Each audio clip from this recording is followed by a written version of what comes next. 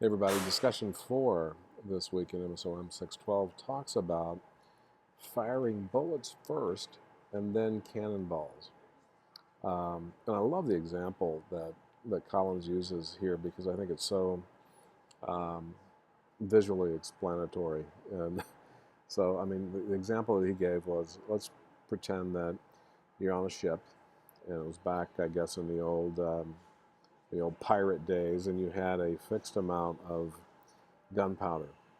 And so you had somebody who was approaching you. So what you do is you use all the gunpowder you have and you create a cannonball and you shoot that cannonball and you miss the other ship by 40 degrees. Well, guess what? You're out of powder and you die, right? Versus if you say, okay, we're going to shoot a bullet first. We're going to use some of our powder. We're off by 40 degrees. We're going to adjust it for the next bullet. The next bullet we shoot, we're off 30 degrees. And the next bullet we shoot, we're off 20 degrees.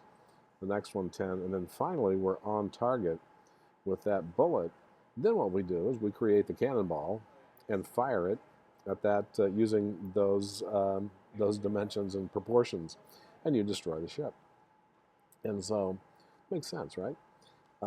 Back when I was at Gatorade, we had several competitors back then who were trying to get into the thirst quencher market, and had this company called 10K out of New Orleans, and they were doing a test in Eau Claire, Wisconsin, of their products. So they were doing a test to see market response and things of that nature.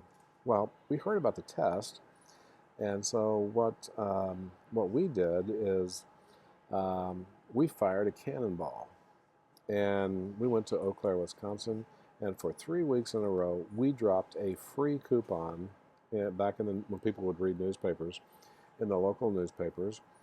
So I mean, it wasn't a buy one, get one. It was free. Take this in, get a free 32 ounce of Gatorade. Cost us millions of dollars. Millions of dollars.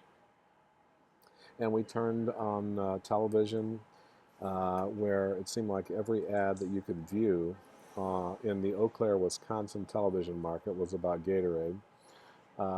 We went to the local trade customers and gave them allowances to display Gatorade. That was so good they couldn't pass it up. So we had a one big cannonball, and we just aimed it at 10K in Eau Claire, Wisconsin.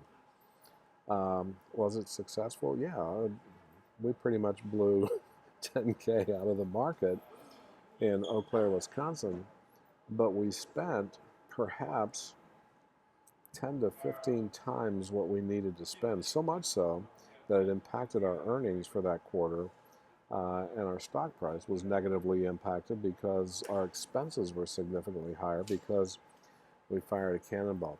Could we have been successful with initially firing bullets up there, and then at the point where 10K needed to be taken out, we could have fired a cannonball? Perhaps.